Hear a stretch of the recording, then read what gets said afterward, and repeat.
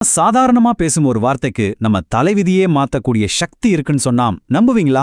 ஆமாங்க. ஒரு சின்ன உண்மை இல்லனா ஒரு சின்ன பொய், இது ரெண்டும் நம்மள ரெண்டு வெவ்வேறு பாதைகள்ல கூட்டிட்டு போகும்.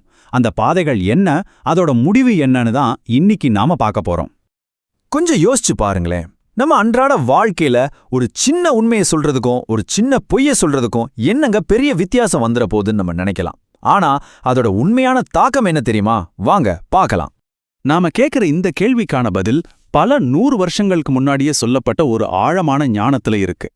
இது இறைத்தூதர் முகமது நபி ஸல்லல்லாஹு அலைஹி வஸல்லம் அவங்களுடைய ஒரு போதனை. இஸ்லாமிய உலகத்திலேயே ரொம்ப நம்பகமான நூல்கள்ல ஒன்னான சஹீஹ் புகாரியில இது பதிவு செய்யப்பட்டிருக்கு. சரி, இப்ப நாம அந்த ரெண்டு பாதைகளையும் ஒன்னொன்னா பார்க்கலாம். முதல்ல பாசிட்டிவான பாதை, அதாவது உண்மையோட பாதை. உண்மையை பேசினா என்ன நடக்கும்? அது நம்மளை எங்க கொண்டு போய் சேர்க்கும்? இந்த போதனையோட மைய கருத்தே இதுதான். இத ஒரு சக்தி வாய்ந்த செயின் ரியாக்ஷன்னு கூட சொல்லலாம். நம்ம உண்மைய பேசுறத ஒரு பழக்கமா வச்சுக்கிட்டோம்னா அது நம்மள நேர்மையானவங்களா, நல்ல விஷயங்களை செய்யறவங்களா மாத்திடும். அந்த நேர்மை கடைசியில நம்மள சொர்க்கம்ங்கிற இடத்துக்கு அழைச்சிட்டு போகும். பாத்தீங்களா, இது ரொம்ப சிம்பிளான ஒரு ஸ்டெப் பை ஸ்டெப் ப்ராசஸ். இதோட முதல் படி என்ன? உண்மையை பேசுறது. அந்த ஒரு செயல் மத்த எல்லாத்தையும் ஆட்டோமேட்டிக்கா நடக்க வைக்குது. ஆனா இங்க ஒரு முக்கியமான விஷயத்தை நம்ம கவனிக்கணும். இது ஏதோ அப்பப்போ ஒரு தடவை உண்மையை பேசுறத பத்தி இல்ல. இது உண்மையை பேசுறதையே ஒரு பழக்கமா நம்மளோட வாழ்க்கை முறையாவே மாத்திக்கிறத பத்தி. இந்த மாதிரி தொடர்ந்து செய்யற பழக்கம்தான் நிஜமான மாற்றத்தை கொண்டு வரும்.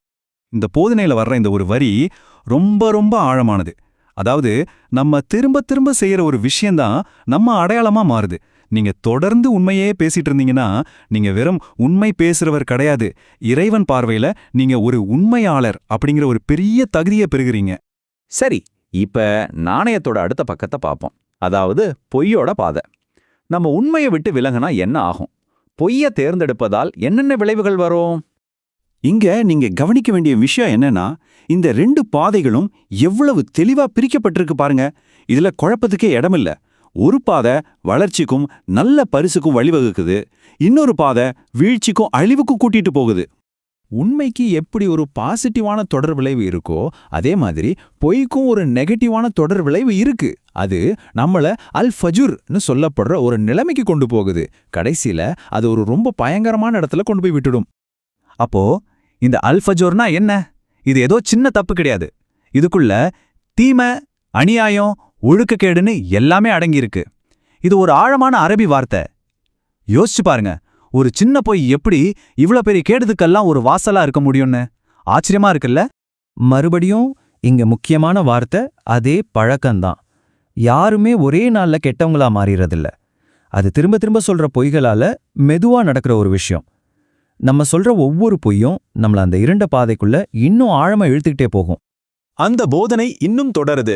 இந்த வார்த்தைகளை கேட்கும்போதே ஒரு விதமான பதட்டமும் எச்சரிக்கையும் நமக்குள்ள வருது இல்லையா? ஏன்னா திரும்ப திரும்ப செய்யற ஒரு செயல் ஒரு நிரந்தரமான அடையாளமா மாறப்போகுதுன்னு இது சொல்லுது. இதுதான் அந்த பாதையோட முடிவு. தொடர்ந்து பொய் சொல்ற ஒருத்தர் வெறும் பொய் சொல்றவர் மட்டும் கிடையாது. இறைவன் பார்வையில அவர் ஒரு பொய்யர்னு முத்திரை குத்தப்படுகிறார். அவரோட பழக்கமே அவரோட நிரந்தர அடையாளமா மாறிடுது. இது நம்மள ரொம்ப ஆழமா யோசிக்க வைக்குது இல்லையா? அப்போ இந்த ரெண்டு பாதைகளோட இறுதி இலக்குகள் என்ன? இந்த போதனையோட மொத்த சாராம்சத்தையும் இப்ப நம்ம தெளிவா பார்க்கலாம். சுருக்கமா சொல்லணும்னா, நம்ம பழக்கம் நம்ம அடையாளத்தை உருவாக்குது. நம்ம அடையாளம் நம்மளோட இறுதி இடத்தை தீர்மானிக்குது. அவ்வளவுதான். உண்மைங்கிற பழக்கம் உண்மையாளர்ங்கிற பட்டத்தை கொடுத்து சொர்க்கத்துக்கு கூட்டிட்டு போகுது. பொய்ங்கிற பழக்கம் பொய்யருங்கிற முத்திரையை குத்தி நரகத்துக்கு இழுத்துட்டு போகுது. தேர்வு நம்ம கையில தான் இருக்கு. ஆனா பாருங்க, இவ்வளவு சக்தி வாய்ந்த இந்த போதனை ஒரு கடுமையான எச்சரிக்கையோட முடியல. அதுக்கு பதிலா ஒரு நம்பிக்கையை தந்து சரியான பாதையில இருக்கணும்னு கேட்கிற ஒரு அழகான பிரார்த்தனையோட முடியுது. இது வெறும் வார்த்தைகள் இல்லைங்க, இது ஒரு உருக்கமான வேண்டுகோள். சரியான பாதையை தேர்ந்தெடுத்து அதுல உறுதியா நிக்க வலிமைய கேட்கிற ஒரு பணிவான பிரார்த்தனை இது. ஆக கடைசியா இந்த ஒரு கேள்வியோட நான் உங்களை யோசிக்க வைக்க விரும்புறேன். இன்னைக்கு நீங்க பேசின வார்த்தைகளை ஒரு நிமிஷம் நினைச்சு பாருங்க. அது உங்களை உண்மையோட பாதையில பயணிக்க வச்சிருக்கா, இல்ல பொய்யோட பாதையிலையா? இது நம்ம ஒவ்வொருத்தரும் தினமும் நம்மகிட்டே கேட்டுக்க வேண்டிய ஒரு ரொம்ப ரொம்ப முக்கியமான கேள்வி.